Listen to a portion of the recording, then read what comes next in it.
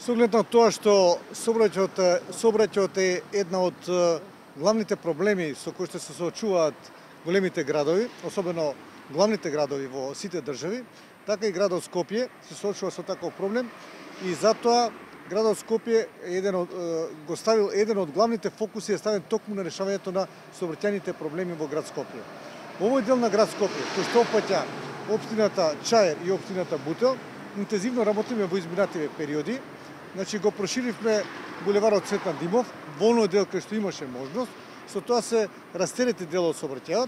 а исто така сега сме токму на ова место каде што по тек се градите работи на проширувањето на булеварот Христијан Тодоровски Карпош од Џон Кенеди или од Веро, па се до седиштето на општината Чаир, каде што се добијат 4 коловозни ленти и со тоа сметаме дека ќе се намалат гужвите, ќе има подобри еколошки услови со оглед тоа што ќе има малку застанување и ќе има поголема безбедност. Во продолжението на булеварот Христијан Тодоровски Карпош, тоест од булеварот Босна и Херцеговина, значи од пред пругата, почнато и веќе е некаде 50% е завршено. Првиот дел од булеварот Христијан Тодоровски Карпош, веќе нашата цел е тој булевар да го споиме со заобиколницата. Проектот е направен, откупено е целокупното земјиште кое што беше приватно, значи дадовме некаде околу 1.200.000 евра.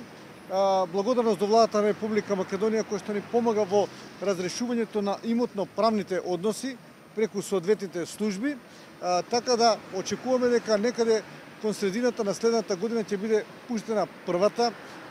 рута или првата фаза од тој булевар, некаде кај што се сече со улицата на Танаил Кучевички, кој што излегува на семафорите во Бутел,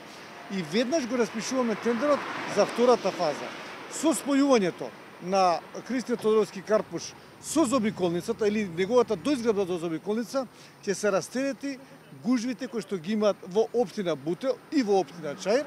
а воедно ќе се овозможи на луѓето кои што сакаат да одат на заобиколницата да многу брзо, лесно стигнат до таа заобиколница, а особено луѓето кои што исто така живеат во делот на Бутел, кои што се Радишани, кои што се Љуботен, Љубанци, Љуботенски пат, Чучер, Сандево исто така,